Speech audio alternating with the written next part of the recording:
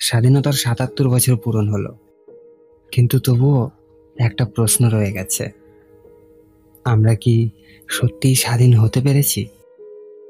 সেই চিন্তাভাবনা থেকে স্বাধীন হতে চাই, যেখানে ডোনেশনের নামে ঘুষ নেওয়া হয়, যেখানে আজও ধর্মের নামে হিন্দু মুসলিম করা হয়, যেখানে ঘরে পণের চাপ আর রাস্তায় ধর্ষণের দাগ লেগে আছে, যেখানে ইমানদার হওয়াটাও একটা অপরাধ মনে হয়, যেখানে একটা একা মেয়েকে খোলা সিন্দুক মনে করা হয়, যেখানে লজ্জা শরম মনুষ্যত্ব ধীরে ধীরে শেষ হয়ে যাচ্ছে, যেখানে নিজের ভুলের ক্ষমাটাও অন্য কাউকে চাইতে হয়।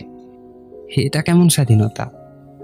যেখানে আজও ফুটপাতের রাস্তায় লোকে খিদের জ্বালায় মারা যাচ্ছে, পয়সা থাকলে ১০০টা খুন মাপ, ধনী আরো ধনী হয়ে যাচ্ছে, আর গরিব গরিবই থেকে যাচ্ছে। সবার খাবার চাষ করা কৃষক নিজে না খেয়ে ঘুমাচ্ছে। এটা কেমন স্বাধীনতা? আমরা স্বাধীন হতে চাই এমন মানসিকতা থেকে। চলো এবারের ইন্ডিপেন্ডেন্স ডেতে নিজের চিন্তা ভাবনা বদলাই, আর শুরুটা আমরা নিজেরাই করি।